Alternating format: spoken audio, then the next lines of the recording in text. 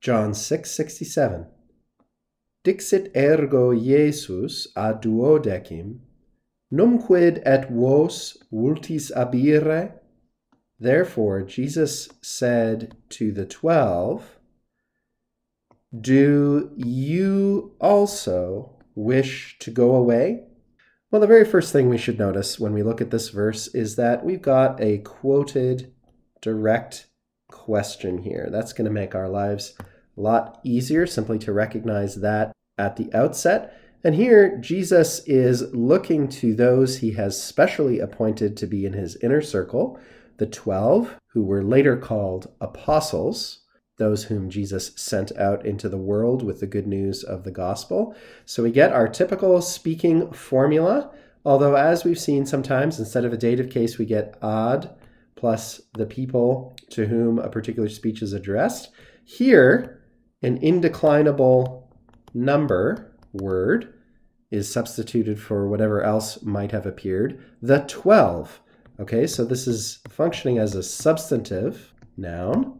That is, strictly speaking, this number works like an adjective, but we're not told 12 men or 12 apostles. We're meant to supply that from the context, as with all substantive uses like this. So he says, to the 12, and by the way, you can see the derivation of this word from the combination of duo and decem, literally 10 and 2, which of course makes 12.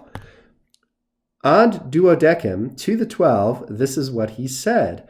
And the very first word here, I quite like this, is not even a word that we can really translate into English. I love words that we can't translate into English when we're looking at Latin. And the reason is they are unavoidable reminders of the fact that this is not our own idiom. This is a language which comes to us across a great gulf in time and culture and experience and in many other respects. And it's fitting and useful for us occasionally to be jarred out of the notion that every word in the language that we're translating out of, the target language, so to speak, or the language that we're learning, has a simple English equivalent. It's simply not so. Just as when moving from English into certain other languages, there are certain expressions or words which simply can't come across in a kind of one-to-one relationship. And this is just a really salutary reminder, I think, for us that, hey, even though we're comfortable with Latin, we've been using it for a while, we know generally things can be Englished fairly reliably.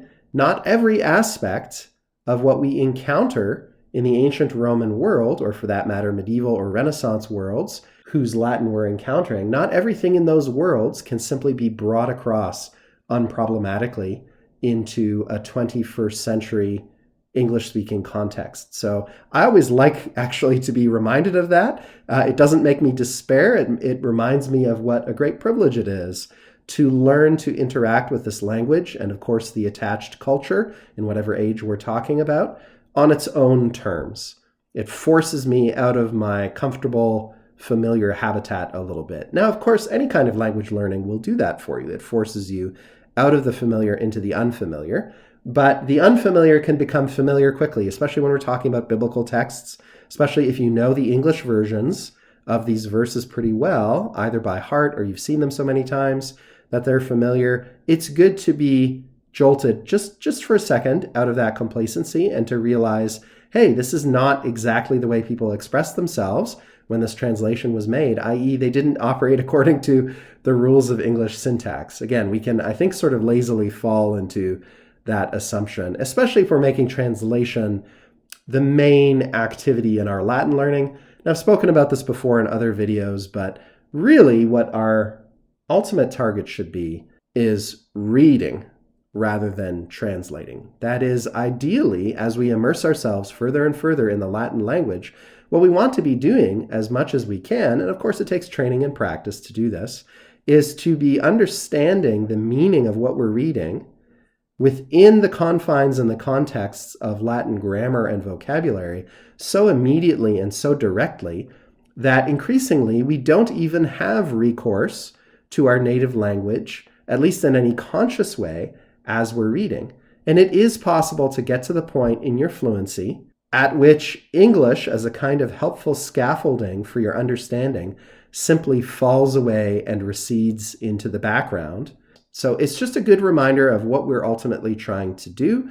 There is no translation for nomquid, so we're going to leave it behind. It's simply a word that indicates a question is being asked. And what is that question?